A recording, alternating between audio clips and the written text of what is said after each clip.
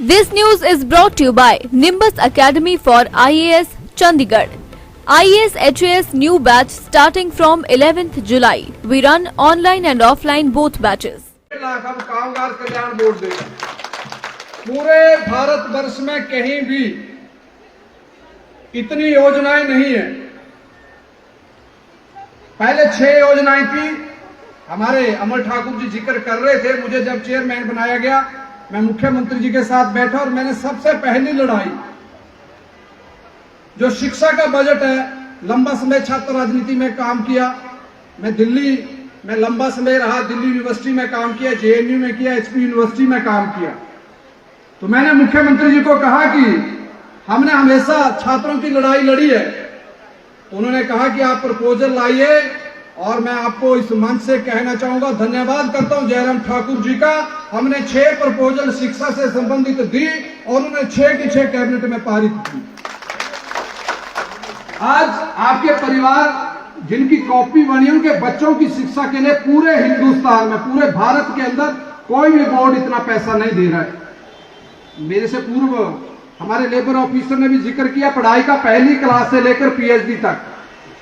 और मैं खुद यूनिवर्सिटी में रहा हूं, मैं खुद पीएचडी का छात्र रहा हूं। मैंने कहा बहुत सी लड़कियां, बहुत से लड़के गरीब परिवारों के जब यूनिवर्सिटी में मास्टर डिग्री करते हैं, एमएससी, एमबीए, उसके बाद वो पढ़ाई छोड़ देते हैं। टॉपर होने के बावजूद वो कहते हैं कि हम पीएचडी की पढ़ाई नहीं कर सकते क्योंकि हमारे परिवार के लोग तो दिहाड़ी मजदूरी करते हैं। तो मैंने यही प्रपोजल ली और जो पहले 15 से 20 हजार मिलता था, अब 1,20,000 मिलेगा विद्यार्थी को पीएचडी की पढ़ाई करने। पूरे देश के अंदर सबसे बड़ा बजट। बच्चों की पढ़ाई हो, बच्चों की शिक्षा हो, बच्चों की शादी के लिए, चिकित्सा से लेकर इतनी हमने 13 योजनाएं शुरू की हैं। लेकिन मित्रों, उसमें जो मैंने एक जिक्र किया कि घर में कार्ड पड़ा था, नॉलेज नहीं था, तो योजना का लाभ नहीं उठा पाए। तो मेरा निवेदन इस क्षेत्र में, विशेषकर जो हमारा काम देख रहे माननीय विधायक जी से भी मेरी चर्चा हो रही थी कि जो लोग छूट गए हैं, बहुत से लोग आज भी इस क्षेत्र में ऐसे होंगे दिहाड़ी मजदूरी करते हैं, गरीब परिवार है, बच्चों को पढ़ा नहीं सकते। आप उनकी कॉपी बनाइए, उनके बच्चों की शिक्षा का खर्चा भी हमारा कामगार कल्याण बोर्ड उठाएगा। ये लक्ष्य है, ये सरकार का लक्ष्य है कि जो लोग बाकी योजनाओं से छूट गए, ग्रामीण क्षेत्रों में रहते हैं, दिहाड़ी मजदूरी करते हैं, उनको पता नहीं होता है। मैं अपने अधिकारियों से भी निवेदन करूंगा कि ये सारे हमारे आनी विधानसभा क्षेत्र के भी, और एक बार जोरदार ताली कि सारे जोन में सबसे ज्यादा कॉपी आनी विधानसभा क्षेत्र में बनी। मैं अभी रेस्ट हाउस में भी अपने वरिष्ठ लोगों से चर्चा कर रहा था। मैं क्या, अब लक्ष्य ये रखिए कि जो लोग छूट गए हैं, गांव के अंदर मजदूरी करते हैं, वो भी उनकी कॉपी बने और उनको भी लाखों रुपए की योजनाओं का लाभ मिले।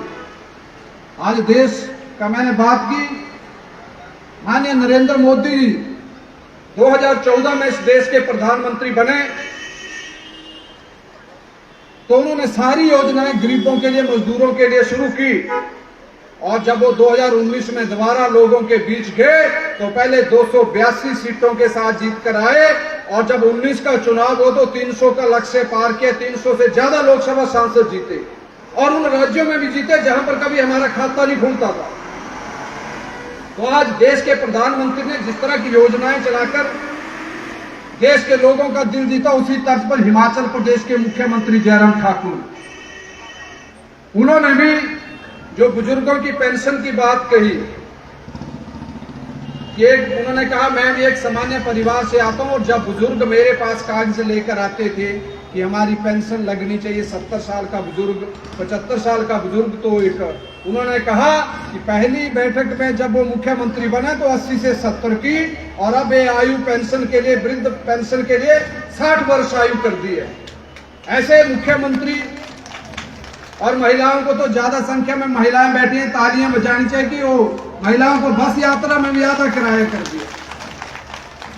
ऐसे मुख्यमंत्री शिक्षा का और सड़कों का विस्तार, सड़कें हिमाचल प्रदेश में जो 4 वर्षों में उन्होंने अपने मंत्रिमंडल अपना मुख्यमंत्री काल में बनाई है, उतनी आज तक के इतिहास में कभी भी 5 वर्षों में कभी भी नहीं बनी उतनी, जबकि 2 वर्ष कोरोना काल भी रहा। तो इसके लिए भी जयराम ठाकुर को बहुत बहुत बधाई कि ऐसे मुख्यमंत्री, सड़कों का जाल भी। और आपने देखा होगा जब प्रधानमंत्री नरेंद्र मोदी हिमाचल आए थे तो उन्होंने 2-2 बार जयराम ठाकुर जी को बधाई दी। और मैं इस मंच से जो वैक्सीनेशन था पूरे हिंदुस्तान में सबसे ज्यादा, अगर सबसे पहले किसी ने इस काम को पूरा किया तो वो हिमाचल प्रदेश के स्वास्थ्य कर्मियों को भी मैं बधाई देता हूं। जो हमारे स्वास्थ्य कर्मी थे, मुख्यमंत्री ने कहा कि अगर हमारे स्वास्थ्य कर्मी काम ना करते तो डोडरा कुआर से लेकर इतने पिछड़े क्षेत्र थे हमारे, लेकिन सब जगह पहुंचे। तो हमारी सरकार भी जयराम ठाकुर के नेतृत्व में मजदूरों के लिए, महिलाओं के लिए, युवाओं के लिए, किसानों के लिए इतनी सारी योजनाएं लाए हैं। तो अब जो मिशन 2022 है उसमें भी हमारा टारगेट है कि जिस तरह मोदी जी 14 में अपनी योजनाओं के दम पर 2019 में जब दोबारा लोगों के बीच गए तो देश की जनता ने उनका साथ दिया। और मेरा आपसे निवेदन है कि जब 2019 जिस तरह 2017 में हिमाचल प्रदेश की जनता ने जयराम ठाकुर में विश्वास जताया, उसी तरह 2022 में फिर से हिमाचल में जयराम ठाकुर की सरकार, उनके नेतृत्व में भाजपा की सरकार बने तो हम सब लोग मिलकर काम करेंगे। योजनाएं, मैंने कहा है कि लक्ष्य, इतनी योजनाएं पूरे हिंदुस्तान में कोई भी बोर्ड नहीं चला रहा है। हमारे कर्मचारी भी लगातार प्रयासरत हैं, जो लोग छूट गए हैं उनको भी योजनाओं में जोड़ेंगे। तो आप, क्योंकि दूर दराज गांव से आए हैं, मुझे पता है, मैं आने का क्षेत्र देखें कि 3-3 घंटे भी कईयों को पहुंचने में लगेंगे, 2 घंटे भी लगेंगे। तो आप सुबह से इतनी गर्मी में, सुबह पहले बारिश को झेलते हुए फिर अब इस गर्मी को भी झेल रहे हैं। तो मैं आप सब कार्यकर्ताओं को बहुत बहुत बधाई देता हूं और अपने सारे आयोजकों को भी कि जिन्होंने ऐसे प्रतिकूल मौसम में भी यहां तक आपको पहुंचाया। आने वाले समय में योजनाएं भी बढ़ेंगी, पैसा भी बढ़ेगा और जो छूट गए हैं उनको भी हम अपने इस बोर्ड के साथ जोड़ेंगे। तो मैं कुछ पंक्तियां कहकर अपनी बात पूरी करूंगा और आप सब लोग इसके बाद भोजन की व्यवस्था है, भोजन करके ही जाएंगे सब लोग। मैं कुछ पंक्तियां कहकर अपनी बात पूरी करूंगा कि मुश्किलों से जो डरते हैं, मुश्किलों से जो डरते हैं, जलीले खार होते हैं, बदल दें वक्त की तकदीर, वो खुददार होते हैं।